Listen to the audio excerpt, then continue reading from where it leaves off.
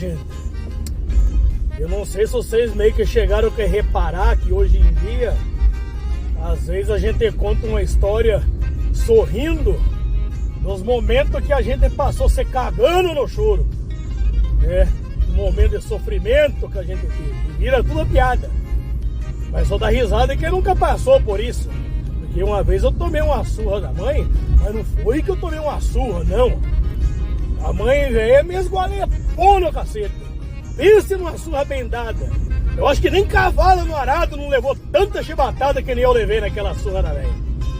Mas eu desconfio assim um pouco que eu meio que mereci tomar uns tapas ali. Eu acho que a velha deu uma exagerada na hora dos socos, mas eu acho que uns 2 ou 3 tapas já estavam de bom tamanho.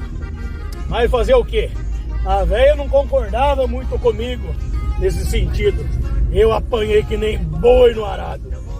Nem cavalo puxando o arado, o velho levou tanta chibatada da velha que nem eu levei naquele dia. E não é que a velha me pegou e bateu assim de cara a cara, não. A mãe velha foi meio traiçoeira, ela pegou eu meio desprevenido. Desprevenido assim no modo de dizer, porque ela arrumou um 3 cantos pra mim ali, né? E eu caí que nem um patinho velho. Caí que nem carpa quando faz uma ceva de 2 meses pra pescar a bicha velha. Caí seco ali, não. Mas o caso sucedeu que eu de molecote, eu gostava muito de jogar fliperama e vendia uns nó cego. Nó cego era um sorvetinho assim que a gente fazia em casa, artesanal, né, que fazia uma limonada, exprimia assim uns 7, 8 limão, botava umas 4 xícaras de açúcar em 2 litros d'água, fazia limonada, enchia aquele saquinho assim, dava um nozinho cego na ponta do saquinho e botava no congelador. Esse era o nó cego, sorvete de saquinho. E saía a vender, era 10 centavos cada um que nós vendia. Se a gente vendesse 3, já tava bom. Se levasse 10 assim mais ou menos, vendia 3 e chupava 7. Pegava os 30 centavos e corria pro bar do Vitinho. Ou pro bar do Vitinho ou outro botequinho que tinha ali mais pra riba um pouco. Lá em São José da Boa Vista. Uma cidadezinha pequena que nós moremos uns tempos lá pelas voltas de 1995. E eu era bem viciado nesse negócio de fliperama. E a mãe não gostava muito que eu fosse nesse negócio de joguinho. E ela falava assim, se eu pegar você no joguinho, eu te cubro no cacete. E eu ficava meio ligeiro, né? Quando eu ia lá no joguinho lá, né, nos fliperamas, eu ficava meio veiaco. Olhava assim, pra ver se essa velha não ia passar assim na calçada, na rua ali. E eu meio que me escondia ali. Mas a cidade é pequena, na época ali de uns 4 a 5 mil habitantes mais ou menos, só tinha 2 ruas a cidade. Era uma que subia e uma que descia. E ficava assim, uma que meio do lado da outra. E os comércios, era tudo de uma banda de um lado só da igreja. Lá pra riba que tinha os outros comércios que ficavam do lado da outra banda. E eu era acostumado a sair da aula, vender os nó cegos, numa fase da minha vida aí, meus 11 anos mais ou menos. Ia lá, jogava uma ficha, passava uns 2, 3 dias, vendia, mas se vendesse 5 nó cegos, dava 50 centavos. E a ficha era 25 centavos. Ah, mas aí eu ficava faceiro. Ficava mais faceiro que lambari de corvo. E ficava feliz da vida. Ficava mais feliz que ganso novo na beirada de represa, na beirada de açude. Jogava 2 fichas, ficava todo assanhado. Aí teve uma ocasião que a mãe me deu um talão de água e falou assim, ó, tem um talão de água pra pagar, tu vai subir lá em cima, ou tu vai pagar isso aqui na Sanepar, ou tu paga lá no mercado Kasprov. Kasprov era o mercadão que tinha na época lá. Ainda deve de ter. Mas já não é o velho que toma conta mais. Nem sei se o velho é vivo. Tinha a dona Lola, a mulher dele, que a mãe trabalhou uns tempos lá na casa dela de empregada. Então eu tinha ali um convívio com a família do homem. E eu sei que nesse dia a mãe me deu um talão de água e falou assim, pense, ó, você suba lá, é R$2,01. Você paga e me traga o toco talão. Toco era o final do talão assim, que você pagava, eles rasgavam um pedaço daquele talão e carcavam um carimbo ali de pagamento. E ali a garantia que você tinha feito o pagamento do talão da água. E nesse dia deu bem certinho do jeito que eu queria, que eu já pensei cá comigo, mas hoje eu vou lavar a baia lá no Vitinho jogando fliperama. Eu já tava com os pensamentos assim, maliciosos na cabeça. Não tava muito preocupado com as consequências, né? E a mãe velha foi fazer os afazeres dela de casa e eu arrumei lá para o centro, que não era muito longe, dava mais ou menos aí uns 10, 15 minutos de caminhada. Quando eu cheguei lá no topo da subida, assim, que eu tinha que virar para a esquerda, eu virei para a direita e agarrei lá pro bar do Vitinho. E como eu sabia que o pai estava lá na lida de campo, não ia passar por ali, e a mãe estava mexendo com as lidas de casa, cheguei lá no Vitinho, dei um tapa no barcão, velho, lá e rotei grosso. Ô, Vitinho, me deu 8 fichas aí, índio, velho. O Vitinho olhou, assim, com aqueles olhão meio desconfiado. Tipo aqueles olhos de cachorro, quando rouba banha, e se esconde assim, meio num canto da casa, assim, com aqueles olhos desconfiados. Da onde é que você arrumou esse dinheiro aí, Tiago? Não, porque eu fiz uns nó cegos aí, fui economizando e ganhei R$2. E o Vitinho olhou assim, né? Eu me dei esses 2 pila aí que eu quero ver. Eu joguei as nicas assim em cima do barcão assim, o Vitinho gostava de umas nicas, né? E eu passei a mão nas fichas, velho, eu olhei assim as maquininhas de fliperama vazias. E eu era meio viciadão no Cadillac Dinossauro, que era um joguinho que tinha lá na época. Ou era aquele negócio de Cadillac Dinossauro, ou era Mortal Kombat. Mas como eu era meio patão, assim, pra jogar o videogame Mortal Kombat, que perdia muito, eu fui jogar ali o Cadillac Dinossauro, que se você fizesse ali 500 pontos, você ganhava uma vida. 1000 pontos ganhava mais uma vida. E 1500 pontos ganhava mais uma vida. E eu contando as fichas, 8 fichas, não é possível que eu não vou chegar ali pelo menos na terceira fase, né? Pra poder ganhar 3 vidas. Então dá pra jogar né, bastante ali no negócio. Cada ficha era 3 vidas que tinha. Nossa, eu fiquei ali mais de 1 hora na frente do fliperama ali. Me diverti. Eu fui o rei do fliperama naquele dia ali. Aí terminou as fichas, eu satisfeito que tava. Ou, né? Tinha esquecido de talão de água, nem lembrava mais. E me arrumei pro rumo de casa lá e fui. Quando eu tava assim na baixada de casa, que tinha uma descidona, e depois logo a subida dava de empinar um pouco, e a casa já era assim do lado direito. Aí eu bati a mão no bolso assim, aí que eu me lembrei do bendito do talão d'água. Mas bem na baixada ali, deu bem certinho, que passava o Corgo, um riozinho. O povo chamava de riozinho da bosta, que deu muito de descarga que baixava ali, né? O povo, para se situalizar mais assim, no espaço ali, eu morava num lugar chamado Vila Formosa, carinhosamente apelidado de Vila do Sapo, né? Pela quantidade de sapo que andava gritando ali nas noites. E eu pensei assim, não, chegando no Corgo ali, eu faço uma bolinha aqui com o talão d'água e jogo lá no meio da água lá e pronto, acabou-se. E assim foi. Passei no Corgo, joguei o talão dentro da água e fui pra casa. Cheguei lá, a mãe devia estar fazendo alguma coisa lá pra dentro lá. Eu fui tratar das minhas imundícias ali no quintal. E brincando no quintal, e a mãe veio, e cadê o toco do talão? Mãe, tá aqui no bolso, depois eu boto lá dentro. Então guarde lá na gaveta, pra ficar guardadinho lá. Falei, tá bom então, mãe. E pronto, passou-se. E passou-se o tempo. Eu calculo que passou aí mais de mês aí. Chegou o outro talão da água, a mãe pagou. Até que um belo dia eu já tinha me esquecido daquela maçaroca. E eu ali, mexendo com as minhas tranqueiras ali no quintal, de repente, escuto um bater de palma. Quando eu escutei o bater de palma, eu já veio acompanhado do latido do Totó e do Lulu. Totó era um cachorrão que nós tínhamos em casa lá. E o Lulu era um cachorrinho pequenininho. Então nós tínhamos sempre tinha de 2 cachorros. E os 2 cachorros ou era Totó não era Lulu. Então, quando tinha um cachorrinho pequenininho, era Totozinho. Aí, quando a mãe arrumou outro cachorro grande, então ficou o Totó e o Lulu. Troquemos o nome de Totozinho para Lulu e batizemos o grandão de Totó, Totozão. E aquele alarido dos cachorros ali, a mãe já foi lá pro portão, raiou com os guaipeca velho, né? E eu olhei assim meio de revesgueio assim, e eu vi que tinha um caboclo assim meio diferenciado no portão, que não era daqueles índios velhos que ia visitar nós assim, meus parentes, os vizinhos. Era um caboclo que tava meio fardado assim, com os trajes meio azuledo, né? Eu olhava assim, tentava me identificar quem que era o índio velho, meio de longe, mas não dava de mão. Eu pensei, eu vou chegar mais perto, eu fui chegando mais perto assim.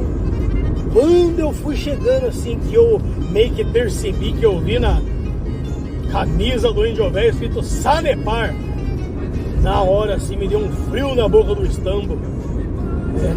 Me deu um desespero, porque eu pensei, rapaz, aí não é que o caboclo lá do negócio d'água veio bater aqui em casa, será que é por causa daquele talão? E eu já fiquei meio veiaco ali. Lá pra banda de trás de casa assim, né, tinha uma macega. Eu pensei assim, se a mãe resolver de perguntando daquele talão ali, eu vou pular aquela cerca, vou agarrar o rumo da macega, mas não tem quem encontre no meio da capoeirona, velho.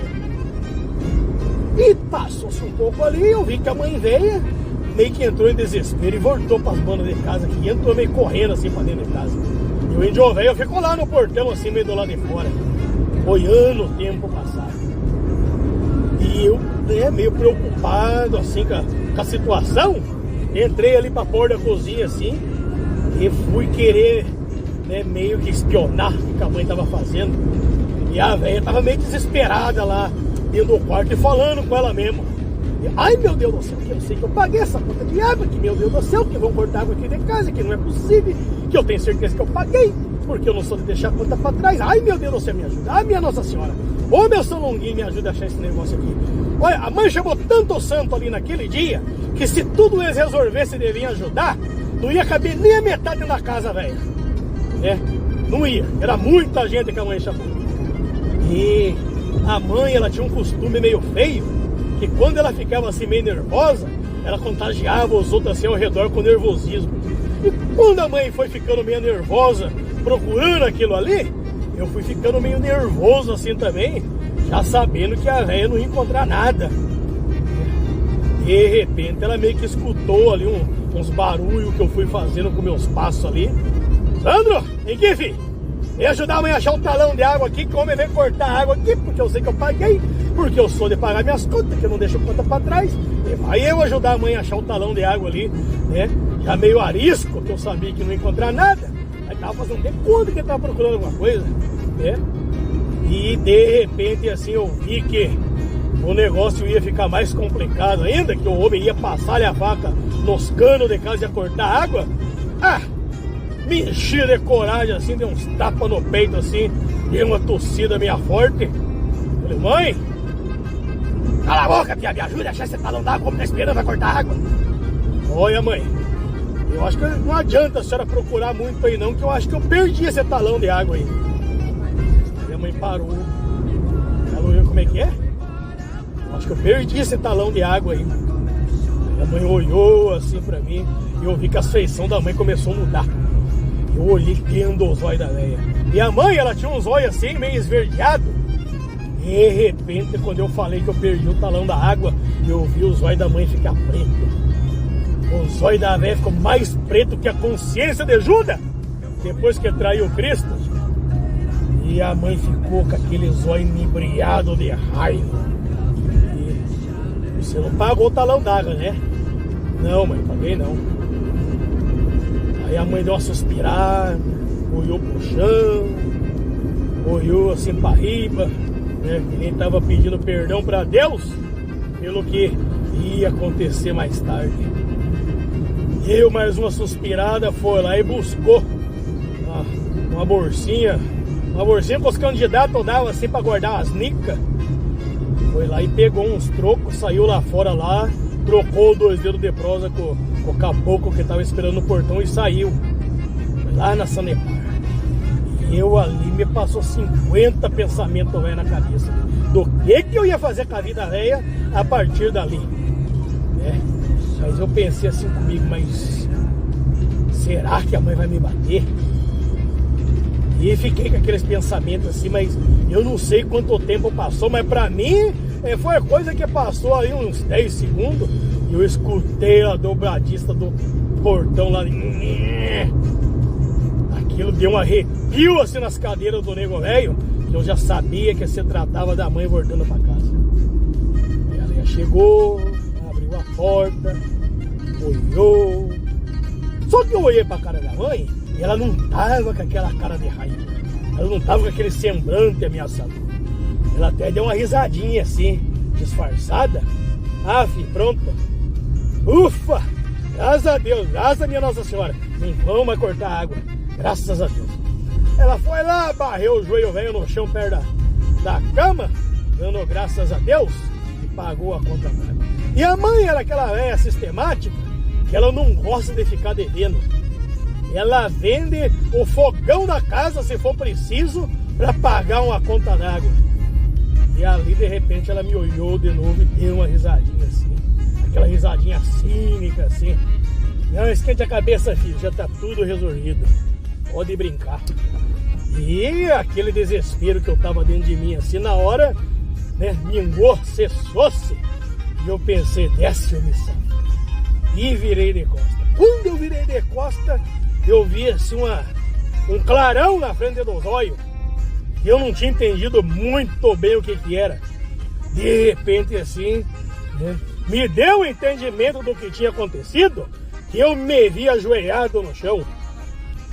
E de repente me senti cortar nas costas. Uma lambida de rabo de tatu. A véia, ela me servou pra mim pensar que tava tudo resolvido. Foi eu virar de costas, ela me pranchou-lhe o rabo de tatu na batata da perna, que era pra mim não correr e eu caí de joelho no chão. E a véia desprencou os mandamentos ali. Ah, meu compadre, eu só sei que o negócio ali veio pro ponto que eu tomei tanto pé do ouvido que eu pensei que tinha uns 15 batendo em mim, que a véia me dava de mão, de pé, de cabeçada, cotovelada, de joelhada e de carcanhazada. Eu sei que eu fui assim me esgueirando pelas paredes, caindo por volta das cadeiras. Eu olhei pra banda do banheiro assim, fui, entrei, puxei-lhe a porta do banheiro, bati a porta do banheiro assim, bem na cara da véia, mas a véia ela já tava assim no desespero, né? Que nem leão pulando em cima da caça, abriu-lhe a porta. E nós tinha aquele chuveiro velho, daqueles Lorizete, aqueles chuveirão de metal, e a véia ligou o chuveiro na água fria e arrancou aquele caninho da mangueirinha, aquele caninho branco que acompanhava o chuveiro. Só deu tempo de eu virar a cara assim polada do chão e cobrir a cara. E ali começou o martírio. E começou os pés do vidro. E a mãe dava dessa comida. E a velha me cobriu no tapa. E eu pedi ali um suspiro, um apoio da mãe ali. A velha mandava eu calar a boca. Até o alfabeto a velha me ensinava. E a mãe tinha uns costumes feios, que além dela educar na base da cacetada, ela queria ensinar a gente português. Era mais ou menos desse jeito. Sil, jaguara, sem vergonha, cachorro, filha da puta, feição do teu pai, seu cachorro, cafajeste, sem vergonha, eu vou te ensinar como é que faz as coisas. Agora, eu quero que vocês imaginem, jarada, que cada uma dessas palavrinhas que ela falava vinha acompanhado de uma puxada de rabo de tatu ou de uma mangueirada do caninho do chuveiro. E ali Negoteta apanhou que nem boi na roça. Não dava nem tempo de falar ai ai, já vinha outro pé do vidro. E quando a gente virar a cara para um lado, assim, para aliviar, para ela bater de outro canto, vinha os pés do vidro ali pro meio da cara. E ali eu fiquei uns 10 minutos tomando o pé do vidro de tudo quanto é lado. Eu apanhei ali, mas ali eu tomei muita cacetada. Muita cacetada. Eu não sei se eu mereci tudo aquilo que me aconteceu ali, mas ali foi uma surra daquelas que, olha, que nem mulher de malandro toma assim quando trai o índio velho, né? A velha me cobriu na cacetada. E ali foi só virado em choro, né? E soluço, e choro. E da metade do choro, ainda mandava a gente calar a boca, não tinha nem direito de chorar. Cala a boca, filha da puta. Já agora, sem vergonha. Me fazendo passar vergonha, olha, não tem nem cara de ir na padaria. Nem sei o que eu faço com você, que arrebento no cacete. E eu, nem contava que tava ali naquele desespero apanhando. E até que a velha cansou-se, já tava suada do desespero. E saiu lá pras bandas de fora lá xingando e me encheu de desaforo. Além da queda do coice. Que a velha me fez uma meia dúzia de desaforo ali que se fosse outra eu não aguentava nem a metade. Partia pra cima. Mas da velha não tinha muito o que se fazer. Aí quando ela viu que eu tava meio esgualepado no chão ali, tinha até umas feridas do rabo de tatu. Aí veio o ato de misericórdia da velha. Ela viu que eu estava sangrando ali pras pernas e pras costas. Ela vai lá e gruda. É um vidrão de mertiolate. Eu não sei o que foi pior. Se foi ela infringir as feridas ou tentar carmar a ferida com aquela desgraça do mertiolate, aquela pazinha que o mertiolate, além dele vir aquele líquido recheado de mercúrio, que era o sangue de Satanás, ainda vinha com aquelas paletas do diabo, pra botando em cima da ferida. Mas é uma sua que nunca mais eu vou esquecer na minha vida.